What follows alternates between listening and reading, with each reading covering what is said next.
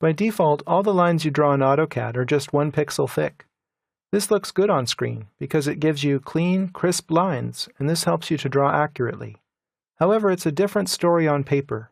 For centuries, traditional draftspeople have known that physical drawings look their best with at least 3 different line weights. In this lesson, you will assign different line weights to layers, and will visualize this temporarily on screen. Type LW, this is the command alias for the L-weight command, and press Enter. Here you see a list of line weights, and they're all given in millimeters. And this is the case even if you're using feet and inches.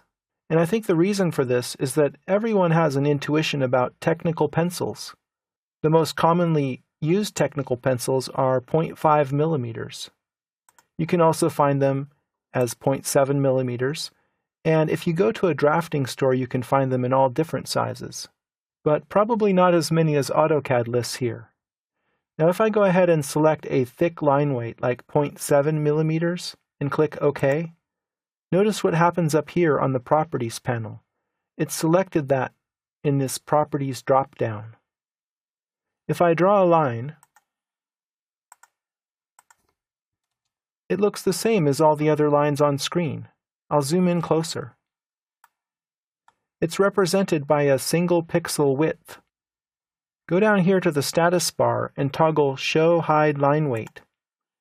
There we go. Now we can see an approximation of what this line would look like when it was printed on paper. If I zoom out, you'll see that that line appears to get thicker as I keep going out. Well, actually it isn't. It's maintaining the exact same thickness no matter which magnification I'm in. You see, if I zoom in, it's the same thickness no matter what. So its effective thickness changes depending on magnification. So this line weight toggle isn't really meant to be an honest representation of line weight. It's really just meant to give you an idea of the relative thickness of lines. So I'm going to go up here and change this back to by layer. It's generally not a good idea to draw objects with specific properties that are overridden. Instead, the best practice is to assign line weights to layers. So let's go to the Layer Manager and change the AWalls layer to have a different line weight here. I'll click on Default and I'll select 0.7 millimeters. OK. Now all the walls in the drawing appear with this line weight. Now this is going to be hard to work in a drawing like this because it's so thick. We can do a couple of things. We can go back to line weight by typing LW Enter, and we can adjust the display scale by toning this down a bit. Okay, now it's not so overpowering, and I might actually be able to work in a drawing like this. But the lines don't really appear that crisp, the corners seem rounded off, and so this is really, again, just meant to be a visual reminder of your line weights. But when you're actually drawing, I recommend keeping this toggle off. Let's go back to the LW command and adjust the default line weight, which is set right here. I'll open this up, and let's say the default lines are going to be just a bit thicker at 0.35 millimeters. Okay. I have to keep that in mind, because when I go into the Layer Properties Manager, I have to mentally remember that the default line weight of all of these layers is 0.35 millimeters. So if I want to make a line that's thinner, I have to just keep track of that. So a lot of thought usually goes into a layer standard so that the layers are all mapped out to different line weights and line types.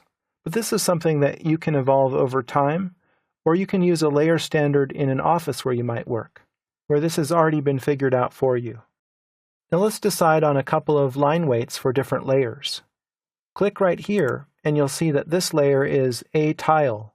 So this is just a floor transition.